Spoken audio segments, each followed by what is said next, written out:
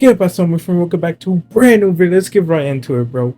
So, there has been some, what do you want to say, development coming from the Tank versus Frank Martin.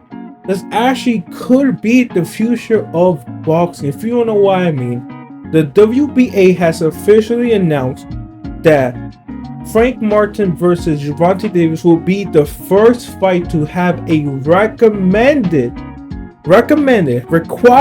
not recommended, my bad, a requirement of 12-pound rehydration clause.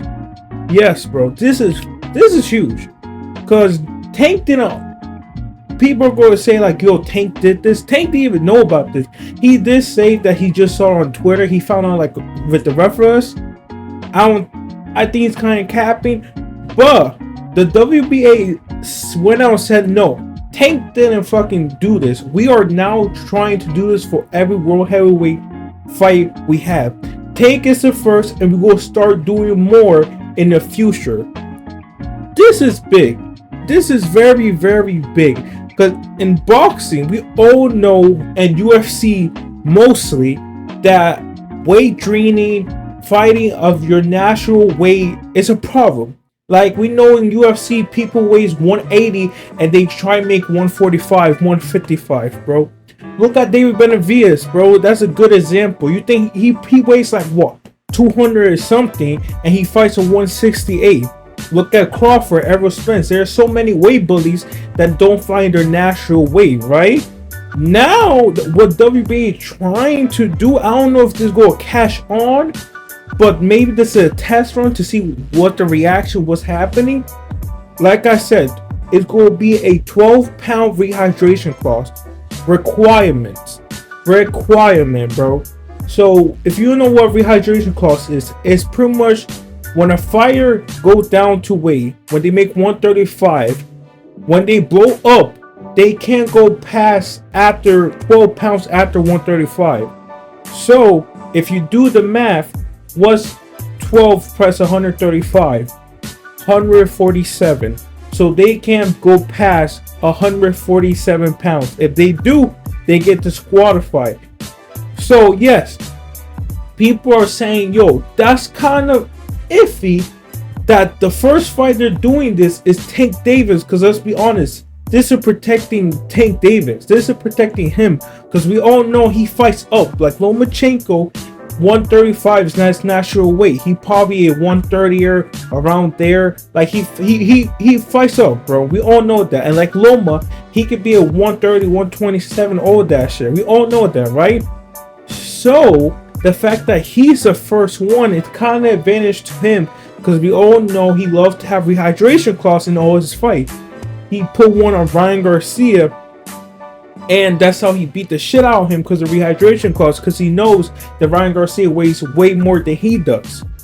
So it's going to be interesting to see if boxing does start doing this more, if they start doing this for other world champions. Right now it's only the WBA. Right now it's only Tank versus Frank Martin. We don't know if they go start doing for other fights or when, but they do say they want to start doing this as a requirement for every fight they do for world champion. It's not going to be for every fight. It's just going to be for their belts and their world champion belts. So every time you see someone fighting for the WBA, they may put a fucking rehydration clause on the fight. And man, like I said, this could be big, because there are rumors that other belts are going to start doing the same. WBC, that's WBO, and IBF are going to do the same things. That's the rumor. That's the fucking rumor, that they're all going to start doing the same thing. That's big, because then you're going to have people fighting in their, natural weight. Because if I weigh, let's say I weigh 205, right? And I go down to 168 or 175, right? I can't go all the way back to 205. I'll fuck myself. I can only go back to what? 180. 25 pounds below my natural weight. And on fight day, I'm gonna be drained. My chin is gonna be weak. I'm gonna be dehydrated because I'm not back to my regular pound, and I'm probably going to lose. And now this is gonna be super controversial, because on one hand you have people saying, who cares, making weights the game is a fucking part of the boxing game. Who cares if they go up to 20 pounds, 50? If they make that weight, they should be good, right? But on the other hand, they're like, yo, we see in the UFC, which is way worse than boxing, that they're literally killing themselves making weight, and none of them are in their actual weight class. And it's kind of unfair when you have someone who's actually in their actual weight class versus someone who's actually 20 plus pounds, right? So, like I said, you won't, either whatever happens, you won't make everybody happy, right? I don't know what majority people think about this, but I think it's interesting. I'm in the boat. I hate, like, in my opinion, if I do fight, I will have rehydration clause, bro. Like, think about it, bro. Why would you have people going down on weight when you're not fighting? Like, it's not fair. Like, you're not fighting there's a weight class for a reason, guys. We all know that. There's a reason there's weight classes right now, right? No heavyweight could be a 135er. We know that, bro. I mean, no 135er can be a heavyweight, right? You're gonna take like 5 of them motherfuckers to be one. So weight matters, and when you have someone who's in their natural weight versus someone who's not, and someone who's loading up 20 past pounds of their actual weight class, then it gets unfair and it gets dangerous. Like I said, I'm on the side that I'm fucking with the rehydration clause. If it's me, I'll put it, the maximum goal is 20 pounds. 12 is like, right? We all know 12 is because if I weigh 200, 205, whatever, I can only go down to, not even, I can barely go down. So there's advantage and disadvantage for both, because when fighters do go down, they shouldn't get weaker and they get dehydration.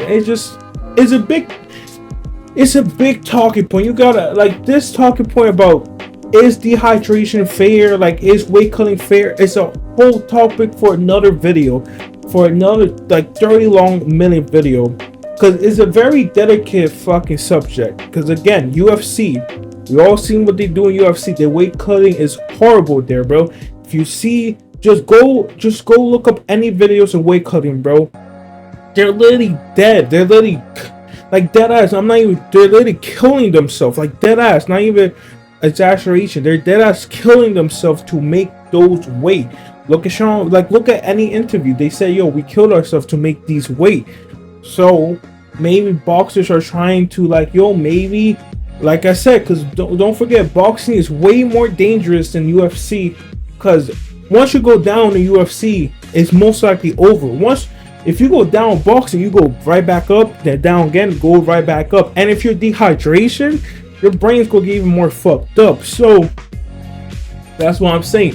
Maybe in boxing, it makes more sense because boxing is more dangerous. It's more hitting in the brain, all that shit. But anyways, guys. It's looking like WBA recommended, I don't know, I keep saying it, required a rehydration clause, 12 pounds.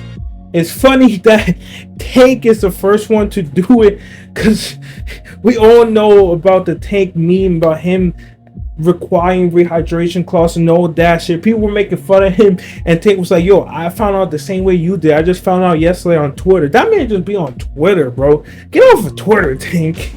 Anyways, we're going to see what happens from here. Maybe in the future, every one of the champions will require a rehydration clause. And it will be interesting, because I know that for a fact, there's some champions who do not belong in that weight class and does 12 plus pounds of weight cutting. So like I said, it'd be interesting if they continue this or they just scrap it. But yeah, anyways, don't forget to like, subscribe, hit the notification bell. See you guys next time. Peace.